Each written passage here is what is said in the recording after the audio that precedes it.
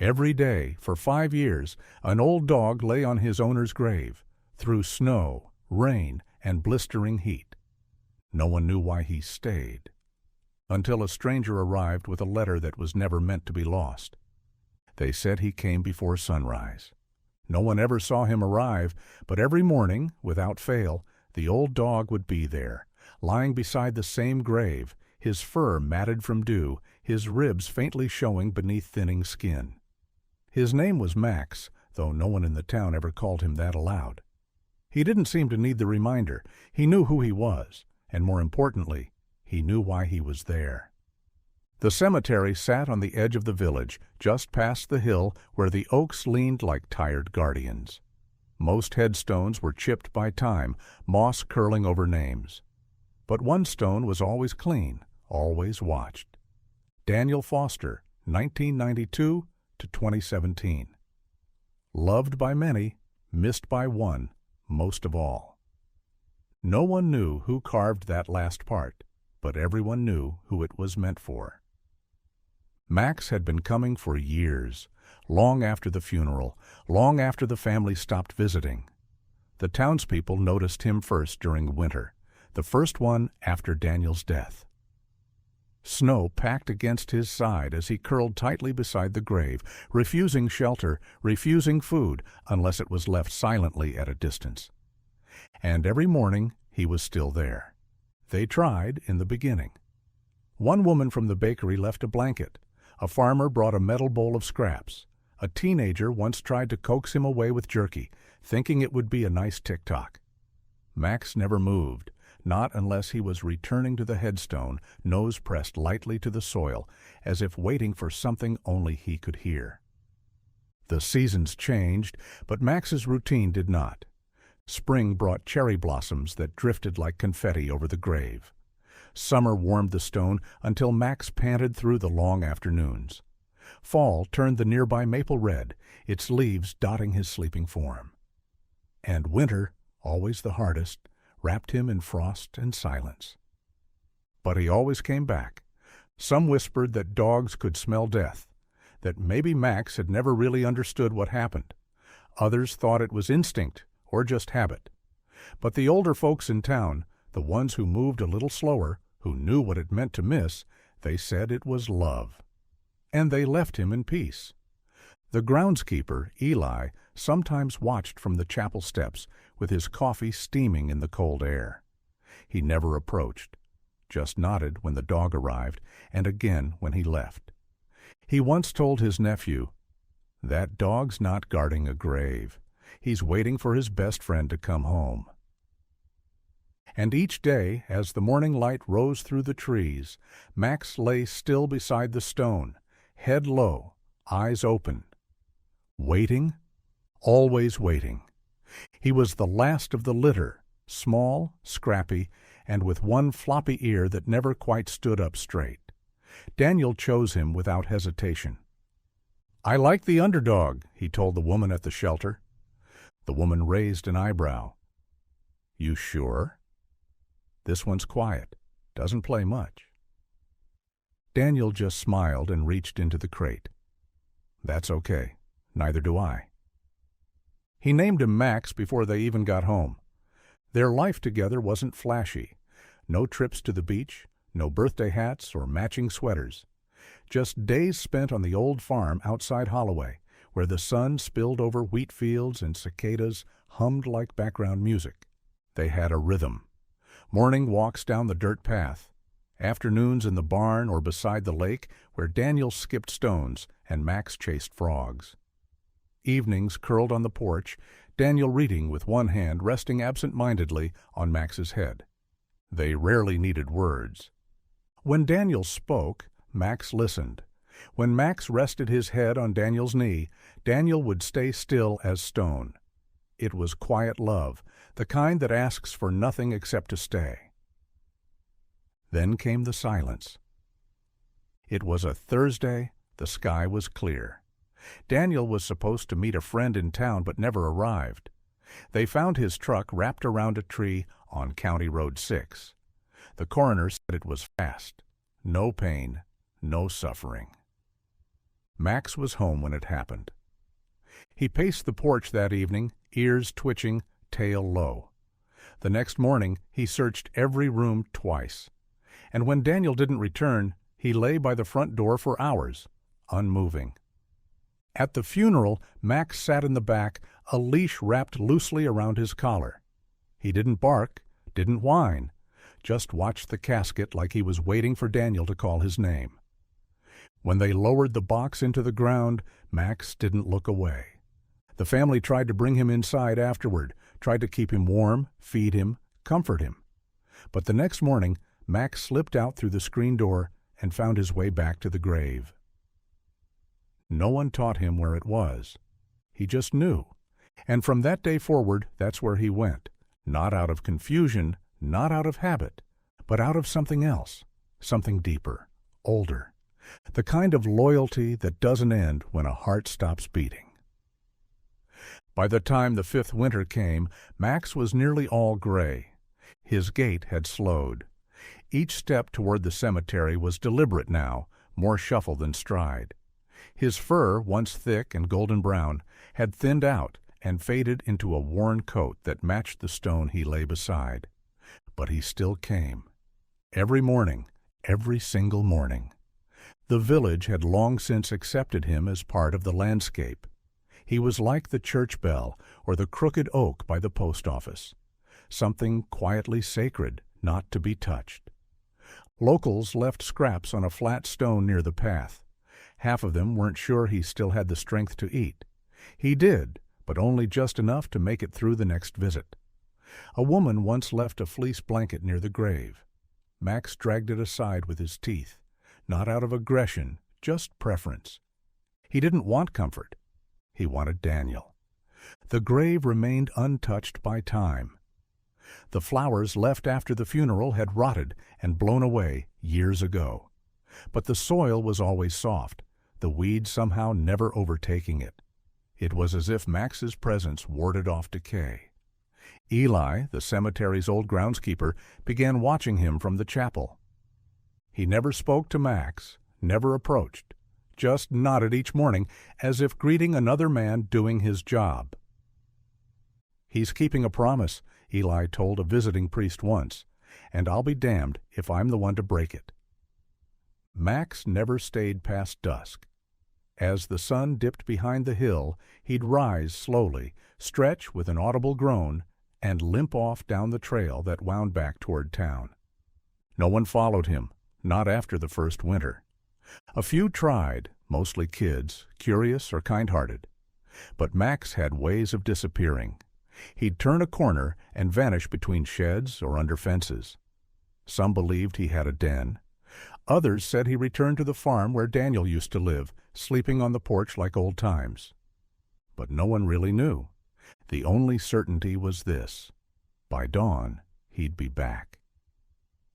Curled tightly beside the headstone, eyes half open, watching the world with a patience no one understood. Some days were worse than others. When snow fell heavy or rain soaked the ground, Eli would leave the chapel door cracked open just in case. Max never used it. He didn't want shelter. He wanted memory. And so he came, year after year, dragging the weight of time behind him, leaving paw prints in the frost and silence in the air. And the town let him. Because somehow, in a world that moved too fast and forgot too easily, Max remembered. And that, they all agreed, was worth protecting. The man came quietly, like someone arriving late to a ceremony long since ended. He wore a heavy coat, though the frost had already melted, and his boots carried the kind of dust that meant he'd walked a while. His eyes were hidden behind dark glasses, but the way he stood, rigid, hands buried in his pockets, told Eli everything he needed to know. He wasn't lost. He was remembering. The stranger paused at the rusted gate of the cemetery, scanned the stones, then walked with slow, certain steps straight toward Daniel Foster's grave. Max was already there, curled in the same position he always chose, shoulder to stone, head just beneath the engraved name. But something in him shifted as the man approached. He didn't growl, didn't retreat. He just opened one eye and stared. The man stopped a few feet away and crouched slowly, letting out a breath that had clearly been held too long. From his coat pocket he pulled two things, an old curled photograph and a sealed envelope. The photo was faded, sun-bleached around the edges. From the chapel window, Eli couldn't make out the image, but he saw the man's thumb tremble as he turned it over. The envelope was unmarked except for one word, written in worn ink. Daniel. Eli shifted his weight, leaning slightly to get a better view. He didn't like it, this intrusion, this sudden presence beside the most watched grave in town. But something in the stranger's stillness made him hesitate. Max didn't move. He simply looked up, unblinking. Their eyes met, and for a long moment the wind stopped. No birds, no creaking trees, no rustle of leaves, just an old dog staring into the face of a man who had clearly come a long way to be there. The man spoke softly, too soft for Eli to hear. Then he placed the envelope gently on top of the headstone, tapped it twice with his fingertips, and stood. Max followed him with his eyes the entire time. As the man turned to leave, he glanced once over his shoulder. Not at the stone, not at the chapel. At Max. And Max, for the first time in years, shifted his weight and sat up straight, ears lifted, head tilted just slightly, like he recognized something, or someone. Eli stepped out from the doorway and crossed his arms. The man nodded in his direction but said nothing. Then he turned and walked back the way he came, vanishing down the gravel path, the envelope still trembling in the air where it had been placed. Eli didn't follow, but he didn't stop watching either, because sometimes when ghosts visit, they don't knock. They just return, quietly, with secrets folded in their pockets. The stranger stayed in the town's only inn, room 3 upstairs, facing the woods. He checked in without luggage and paid for a week in cash. He didn't give a full name, just said, "Call me Ray." He barely slept. Each night he sat by the small window with the envelope on the table and the photo cupped in his hands. It was a picture of two boys, one smiling wide, the other half grinning with a black eye and dirt on his shirt. Daniel and him, the last summer before everything fell apart. Ray hadn't seen his brother in over 20 years, not since the fight, not since the shouting match in their father's garage that ended with Ray walking out and never coming back. He only learned about the accident by chance, through an old friend's social media post. But by then, Daniel had already been in the ground for 5 years. The letter that had come from their mother's dresser after she passed. It was sealed, dusty, and buried beneath tax records and brittle photographs. Her handwriting on the front read simply, "To Ray, in case something happens." Inside was Daniel's handwriting, slanted, messy, still full of that boyish heat. Ray read it once, then again, then every night since. Now it was all he had left. Outside, the wind was changing. Eli said storms were rolling in. Big ones, the kind that knocked out phone lines and toppled the scarecrows in Old Man Darby's field. The cemetery felt different that morning. The light was sharp and strange, cutting through clouds that were too dark for mid-afternoon. Max was already at the grave, but he wasn't resting. He was sitting up, tail still, eyes on the tree line like he sensed something approaching. Ray walked over slowly. This time, Max didn't look at him, just kept watching the trees. "I brought some sausage from the diner," Ray said, crouching near the grave. "Figured you'd like it." He laid it on the flat stone beside the envelope. Max didn't move, didn't sniff, didn't even glance. Eli approached from the chapel, a wool cap pulled low over his ears. "Never seen him refuse food," he said, voice cautious. Ray looked up. "He's sick?" "No," Eli replied. "He's waiting." Ray hesitated, then asked, "You knew Daniel?" Eli nodded once. "Not well, just enough to miss him." Ray didn't say who he was, just picked up a stick and began tracing circles in the dirt. "What was he like?" Eli took a long breath.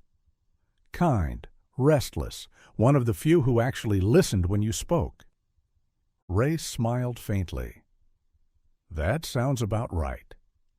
Above them, the sky rumbled. Thunder without lightning, just a low warning in the distance. Eli stepped back. "Storm's close." Ray looked at Max one more time. The dog still hadn't touched the food. His eyes were far away, as if he were already remembering something Ray couldn't see.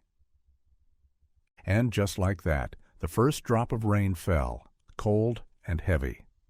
The rain fell steady by nightfall, tapping on the chapel's tin roof like a ticking clock. The town had gone still, curtains drawn, porch lights glowing behind misted glass. Ray returned to the grave after dark. No umbrella, no coat this time.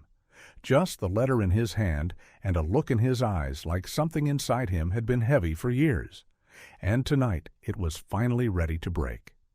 Max was there, as always, wet, silent, unmoved. But when Ray sat beside him on the damp grass, the old dog didn't shift away. For a moment, neither did anything at all. Then Ray opened the envelope. The paper inside was soft from time and slightly yellowed, but Daniel's handwriting was still strong. Ray took a shaky breath. "I don't know if you'll ever read this," he began aloud, voice barely above the wind, "but I needed to write it anyway." Max looked at him then, just once, a slow glance, as if giving permission. Ray continued, "You were right. I should have called. I should have come to the wedding. And maybe none of that matters now, but I'm writing this because I don't want to leave things the way we left them." Ray paused, wiping his mouth, rainwater mixing with whatever else glistened on his face. "I was angry at you, but mostly I was hurt, because I missed you, and I didn't know how to say it without sounding like a kid again. But you're my brother, and despite everything, I love you. That doesn't go away." The words shook as Ray read them. The air around the cemetery seemed to hold still. "If something ever happens to me, I hope you forgive me for not making this right in time, and I hope you remember what we were before the silence." The silence returned now, settling heavy across the earth.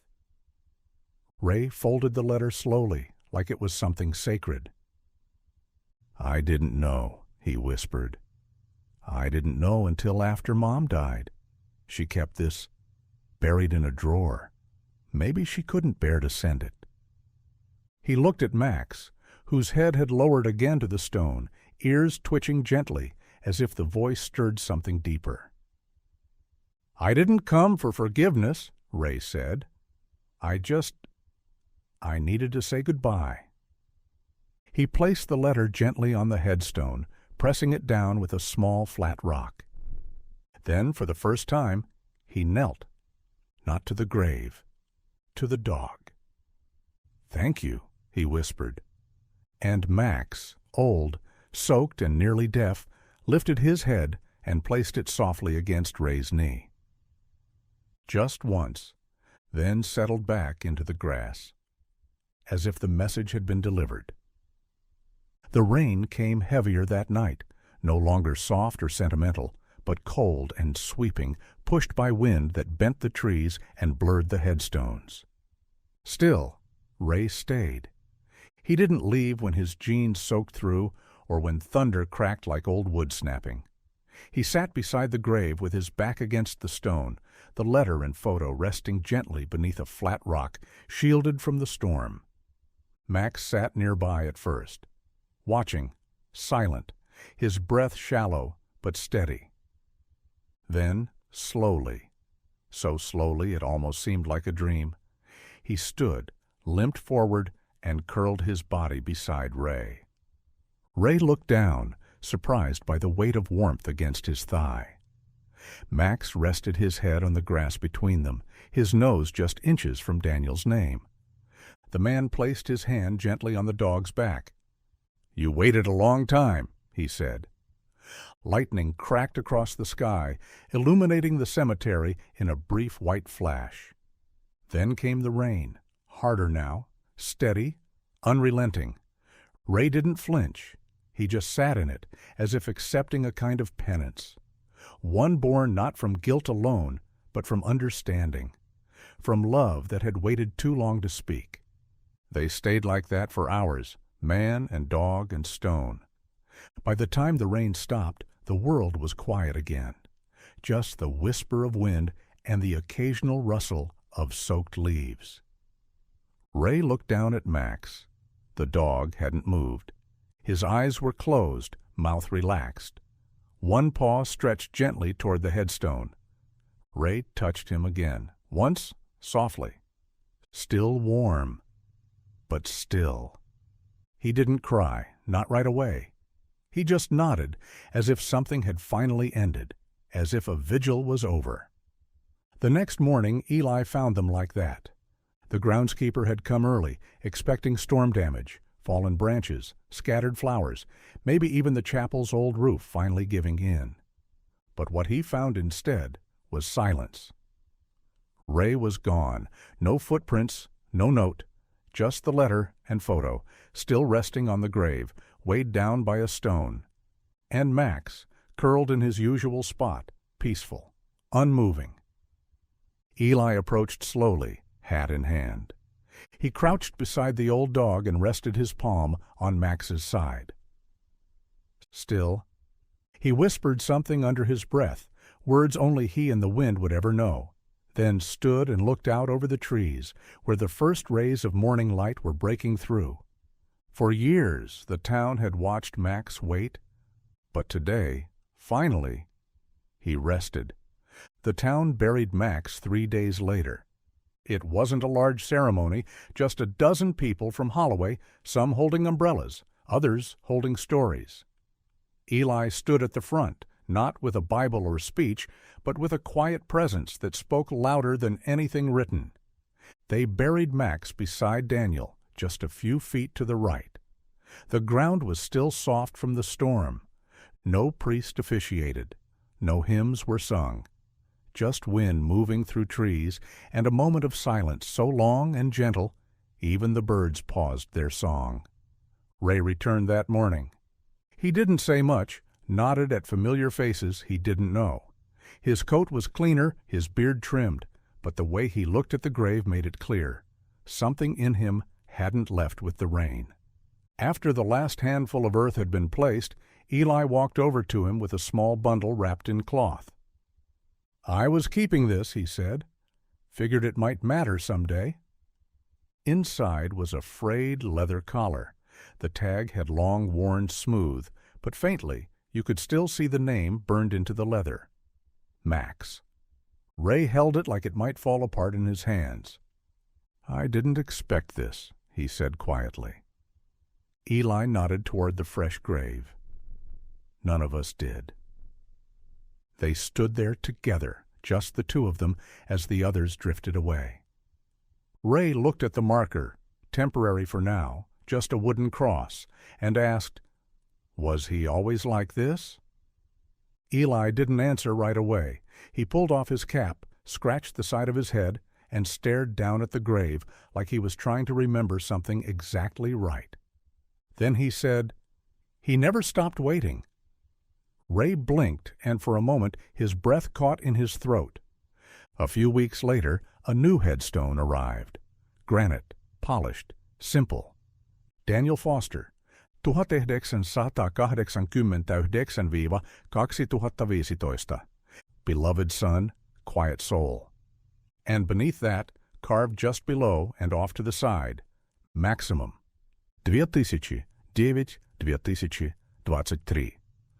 Together, always. It was the first time Eli had ever seen a dog's name beside a man's, but no one in Holloway questioned it. They'd all seen what loyalty looked like. It had 4 legs. It didn't bark. and it kept a promise longer than most people ever could. The innkeeper found him sitting by the window again. Same room, same seat. But something in Ray had softened, shoulders no longer tight, jaw no longer clenched. He looked out at the morning light like a man who'd finally put down a heavy bag he'd carried too far.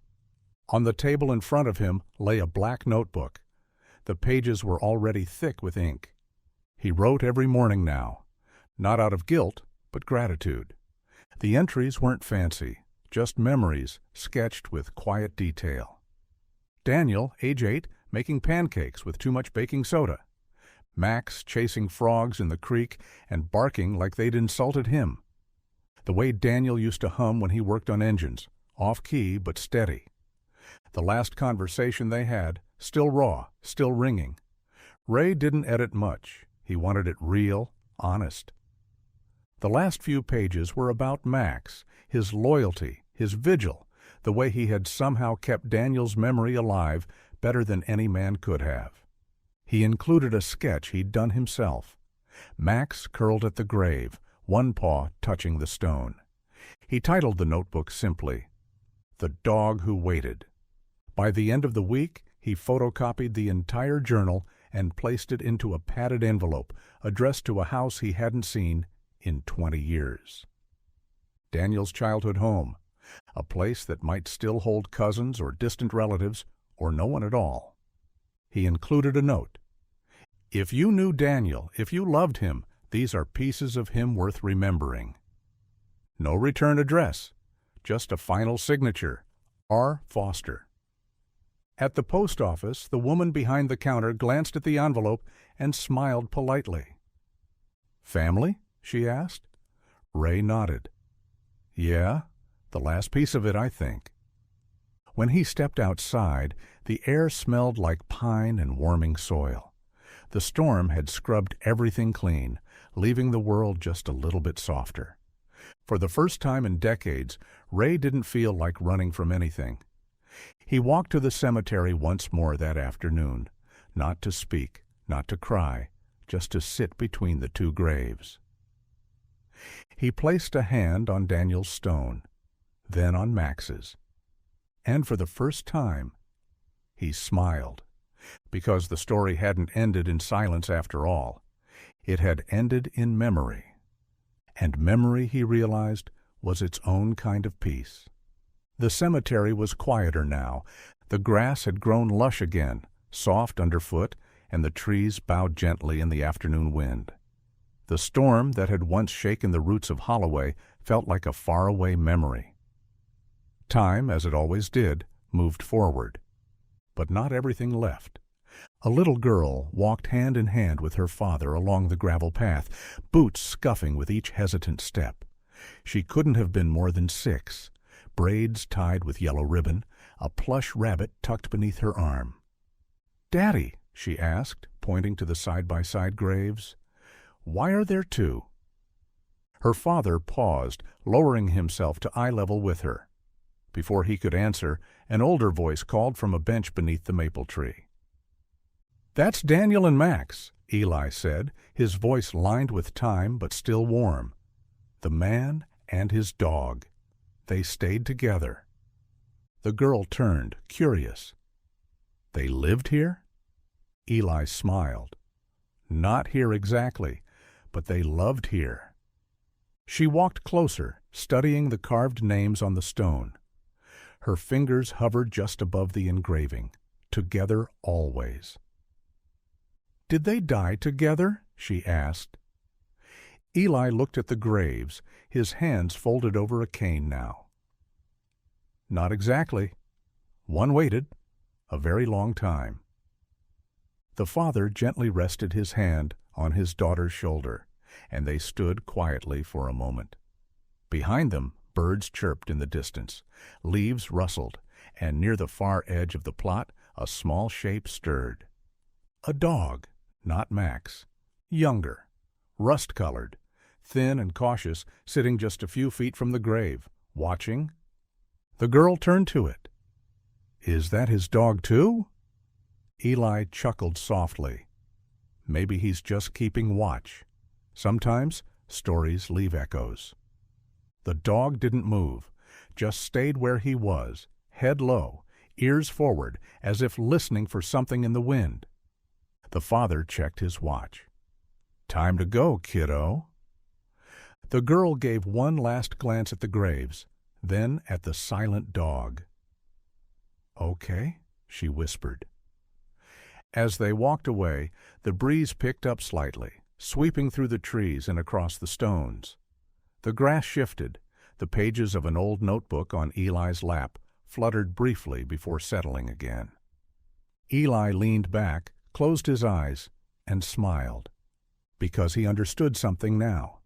Not all waiting is sadness. Not all staying is sorrow. Some loves never leave. They simply wait until we come home.